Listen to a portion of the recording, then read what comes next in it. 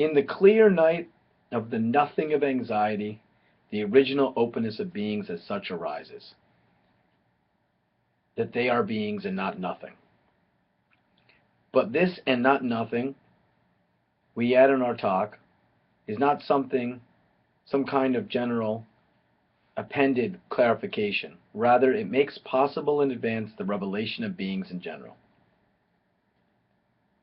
The essence of the originally annihilating nothing lies in this, that it brings Dasein for the first time before beings as such.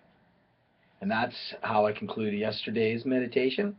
PPM22, I believe. We're up to number 22. Originally written this, well, not this date. I have to make that point every day, which is to say that we're a day ahead because 2004, 10 years ago, was a leap year, so there were 29 days in February.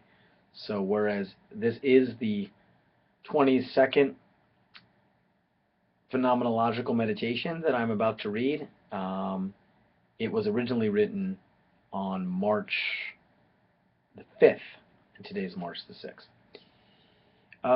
One note before I begin the reading is that I saw this morning that the New School, my alma mater, my graduate alma mater, the University in Exile, which became the graduate faculty, celebrating its 80th anniversary this year, and last week was a commemoration of that. So I want to throw a little shout out to the New School. I love that name, the University in Exile. This is, I don't want to say it's what inspired me to go to the New School, graduate faculty, but in fact, I didn't even know that such a thing existed. I didn't even know about the University in Exile. I knew about the tradition and the actual existing work in critical theory that was going on there. That's why I went, that and Agnes Heller, who at the time was the chairperson of the Department of Philosophy, and she and others, but she in particular recruited me, or really encouraged me, I should say, to go there. And that feeling that I was wanted really is the reason I went there. But when I got there and I learned about this history, even more about the place and this name, the University in Exile, I thought, I got to go to this place. Well, I was already there at that point. I'm really glad I'm there. So it's kind of a shout out to them.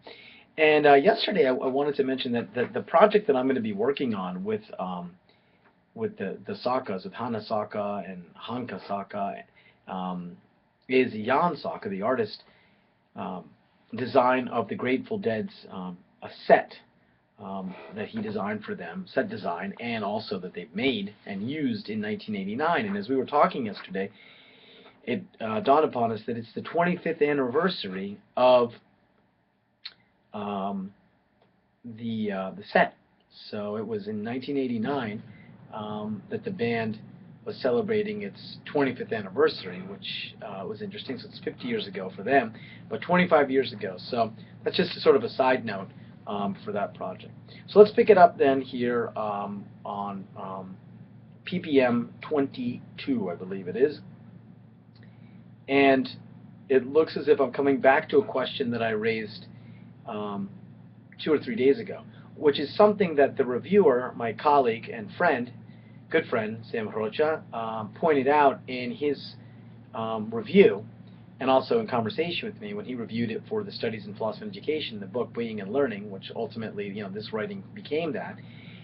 He said one of the things he found very interesting and curious and odd, but also kind of exciting, was the fact that I would sort of leave off an idea and then return to it later. And so here we encounter a question that I raised a couple days ago at the beginning of this meditation, and I sort of come back to it a couple days later. So let's begin. When we ask, where does being go when it hides, we're confronted with the fundamental question that expresses the original revelation of the nothing. This question about the where, and we have said that this where is both the location and the manner of movement. Let me reread that. This question asks about the where, and we have said that this where is both a location and a manner of movement. We have borrowed from Lao Tzu and called being's processual unfolding the way, which is another way of saying Tao. Tao is the way of being. we have said that this way describes the manner of our wandering, our learning, as the essence of our relationship with being. We have suggested that our wandering gets us underway when we are held out to be questioned, addressed, interrogated by the horizon of beings. In learning, we are reposed and questioned. In being held out for questioning, we are estranged from ourself, alienated from the self-certain subject. The address of this horizon whelms us. We are flooded by being's presencing, overcome and submerged by the possibilities offered in the address by this horizon. This address is teaching. And here we recall Heidegger saying that, quote, what teaching calls for is this, to let learn, unquote.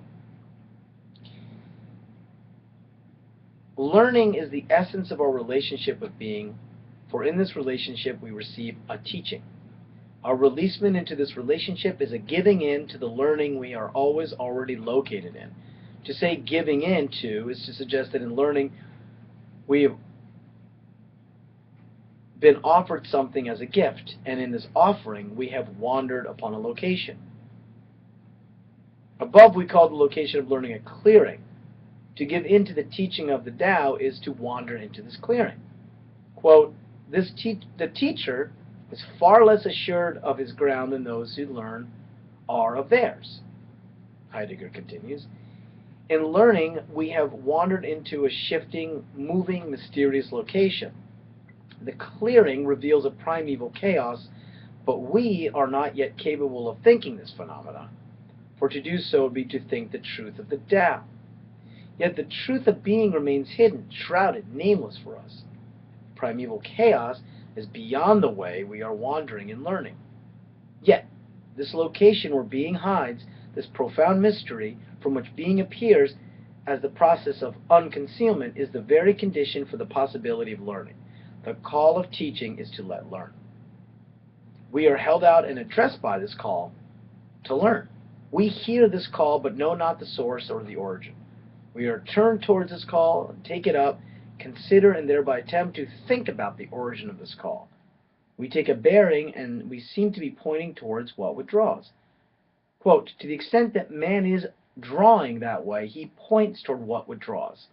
His essential nature lies in being such a pointer. Unquote. We wander into the clearing where we have been drawn, pointed, thrown, and we in doing so have given in to teaching. To give in is to present without expecting anything in return. This is the essence of Gelassenheit, as the willing of non-willing. The gift gives without desiring compensation, without desiring to be sated. To sate is to satisfy, but denotes an overstuffing, an attempt to be filled beyond capacity, as in glut. In giving, we bestow, we offer, we relinquish. Our attention and interest is fully engaged with the other, ultra. In the giving, we have emptied ourself. Thus, giving is the fulfillment of the dismantled ego, the destruction of the willing judging subject, the one I who stands against the other, which is seen as an object to be taken up. If the giving of the gift is accomplished, the reception produces non-willing. The reception is complete in itself. When we give in to learning, we have offered the gift of teachability. To give is to place in someone's care. In giving into, we do not take but offer. Learning is the placing of oneself into the care of the other. Learning is the gift to teaching. The calling of teachings is this, to let learn. The response of this call is the gift of teachability. We offer to being our openness by letting be the horizon of beings. In our letting be, we repose, and we have become reposed, made questionable. In being questionable, we are teachable. We are open to the reception of beings unfolding.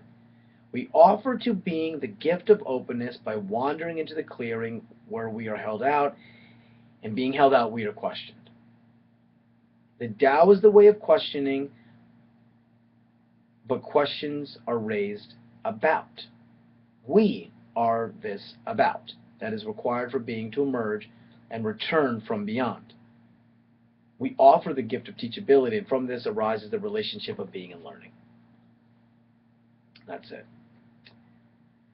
So I have talked a lot each time, actually, when I make my commentary, sort of like my visceral response to rereading what I had written, and have been more or less making two sort of like categorizations of out of my feelings that I get.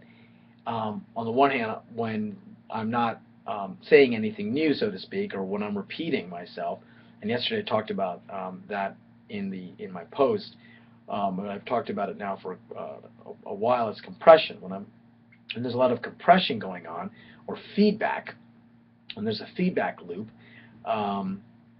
that means that I've sort of repeating myself. So, and yesterday I talked about that as a kind of an exercise, a kind of warming up.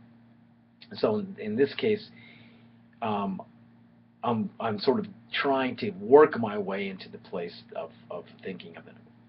The other sort of categorization that I've come up with is when I sort of go right into the zone, and the pace, there's a sort of moving forward. So if compression is kind of stretching or warming up, sort of imagine the sounds of the cacophony of the orchestra tuning up.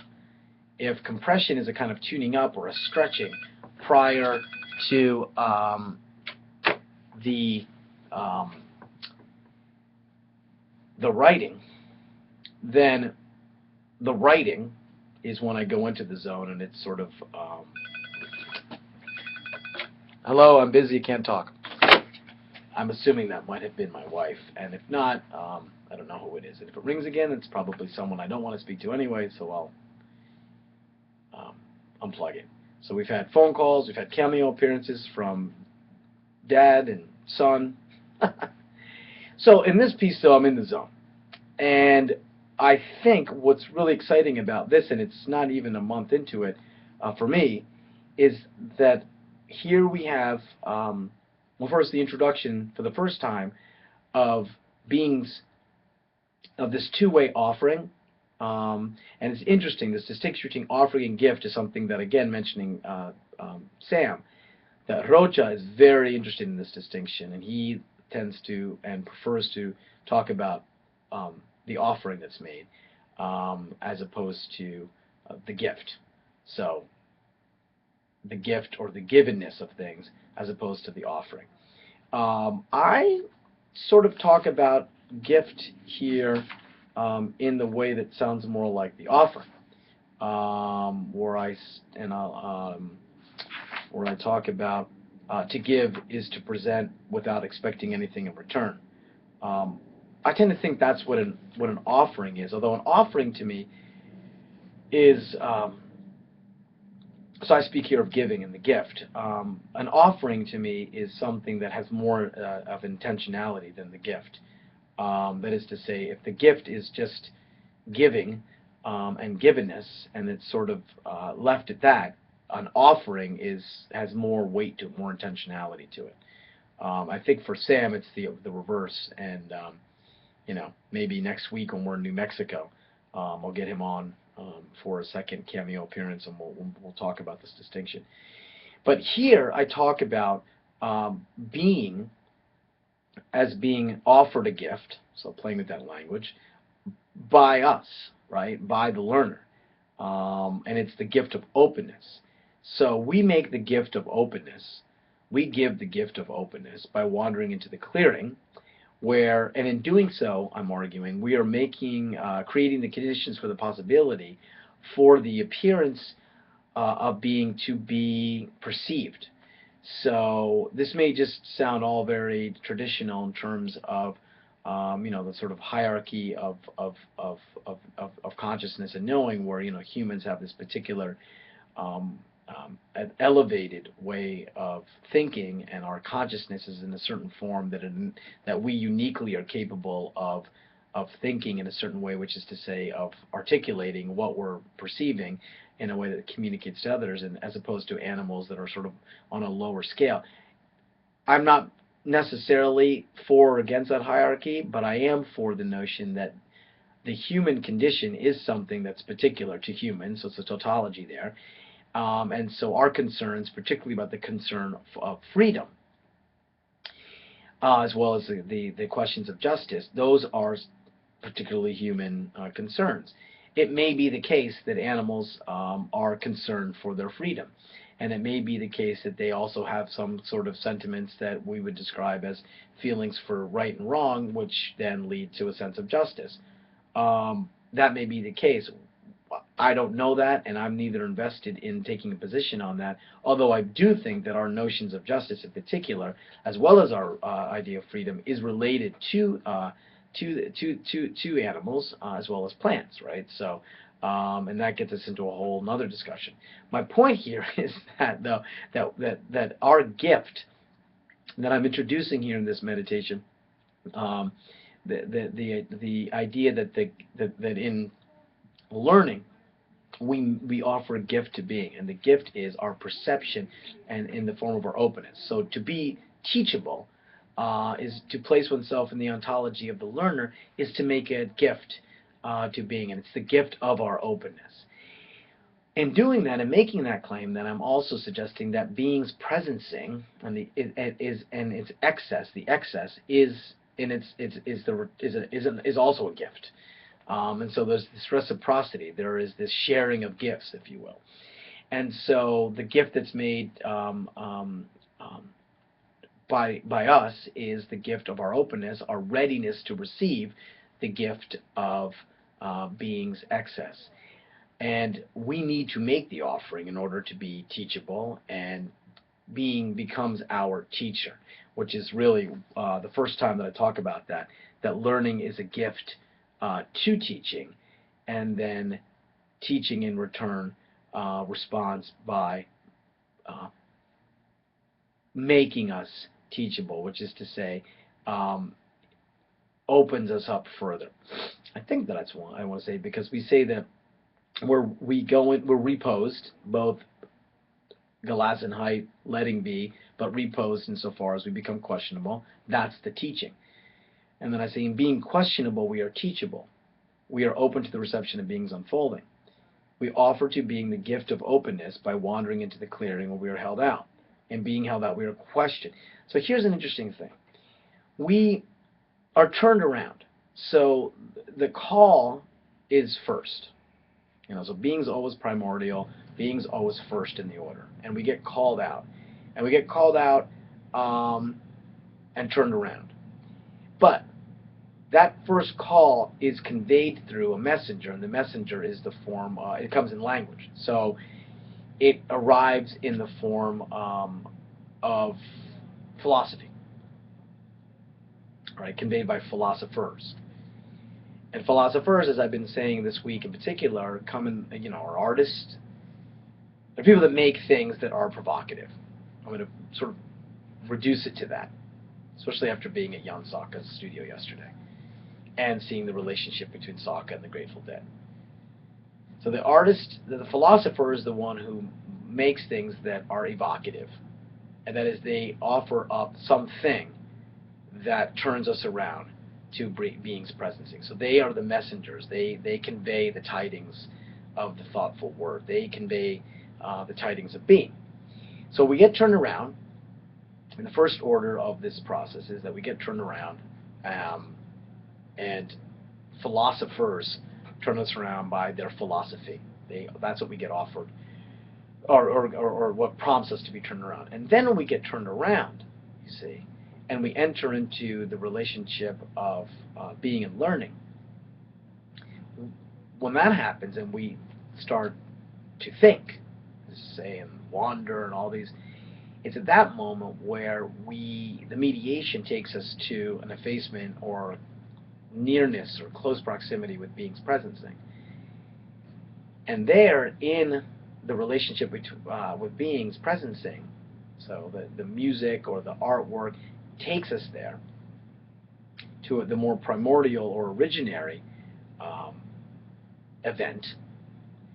At that moment, then, we sort of recognize what our first response should be. And the first response is one of allowing ourselves to be taught. Allowing ourselves to be taught. And so what does it mean to allow ourselves to be taught? Well, in this case, allowing yourself to be taught is the gift of being teachable. I am teachable. I am open. Teach me. In the case of this relationship between being and learning, which is like a fundamental ontological event, what I'm suggesting is that being taught is to be directed towards freedom, directed towards human freedom. It's becoming more and more clear to me at this point, probably because I'm rereading this in this experiment, and I'm really focused because of that. This is the effect of it doing this, rereading this experiment, rereading these meditations. The effect of that is to focus me, become very focused, which is wonderful, and it's really helping me with the writing. So it's sort of like 10 years later, reading this is really focusing. And so reading things like Foucault right now, who I'm teaching a lot in this semester, and what he has to say about ethics and the practice of freedom, and philosophy as, in fact, there was something that I used in my class today that I wanted to read, and I'm going to go off screen for a moment to get it, because I found it very important. Anyway, in reading this, it's becoming clear that the question of freedom is and remains the fundamental question for me, philosophical question for me. So being teachable and being taken into the relationship with being is to be directed towards human freedom, but in a sort of very open way. And this is the point. This is the point. We're not told what to do, but that we can do it. Si se puede. Yes, you can. And let me see if I can find this quote from Foucault. Yeah. So this is from an interview from something called Notes on Power and Culture. It's from The Masked Philosopher, which I find hilarious as a title, given that these days in popular culture there's all this superhero stuff going on.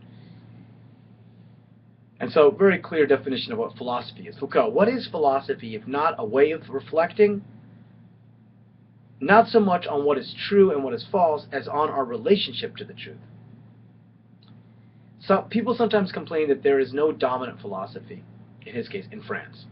So much the better for that. There is no sovereign philosophy. It's true. But a philosophy, or rather a philosophy in activity. The movement by which, not without effort and uncertainty, dreams and illusions, one detaches oneself from what is accepted as true and seeks other rules. That is philosophy. Let me read that again. The movement, so this is important because I talk constantly in my writing about movement, wandering. The movement by which, not without effort and uncertainty, key, I would say fundamental, dreams and illusions, one detaches oneself from what is accepted as true and seeks other rules. That is philosophy. One detaches oneself from what is accepted as true and seeks other rules. That is philosophy. The displacement and transformation of frameworks of thinking, the changing of received values, and all the work that has been done to think otherwise, to do something else, to become other than what one is. That too is philosophy. All that is the response to the offering, the gift made to us by being. Si se puede. Yes, you can. It can be done otherwise. This is fundamental to me. And this is why I was very excited to read, and again, wasn't aware of it, because I don't read them beforehand, this little conclusion where I say, we offer the gift of teachability, and from this arises the relationship of being and learning. Now, in addition to talking about being as teaching us, in addition to this relationship of reciprocity, I would have added, and perhaps I will in an upcoming meditation, that the gift is, we receive the gift first in the call, right? So this is what the original call is to us. It's the gift from being. So to say we offer the gift of teachability and from this arises the relation of being and learning, I have to make it clear that what I'm suggesting is that, and in this case I think that this is what Sam Rocha is pointing out, and I would agree because I make this point all the time in terms of the a priori. The gift is always there, sort of waiting for us, and in this sense it's an offering. Being's excess, the presencing of being, is always there. The being pointed towards human freedom is always there. There's always a sign pointing us to freedom. There's always a sign that says, sí se puede. Whether or not we read the sign, then, is fundamental insofar as we enter into the relationship. So the relationship is always possible. It's not to say it's guaranteed. So that's why I say we offer the gift of teachability, and from this arises the relationship between being and learning. So we have to enter into, right, and we have to sort of make a choice to both let go of the willing, ego, juridical subject and then enter into the relationship with being, which is to be pointed towards and then move into human freedom. Right? So in a certain sense, we're already moving into human freedom when we follow the sign, we read the sign or follow the sign. But as Foucault pointed out in that quotation, there's effort as well as uncertainty. And so something still needs to be done. It's not enough to say that, oh, well, we read the sign and we're already acting in freedom. No, that's just the beginning of it. And on that note, I'll end by saying, and that's the end of today's commentary on meditation. PPM22, originally written March 5th, 2004, and read this day, March 6th, 2014.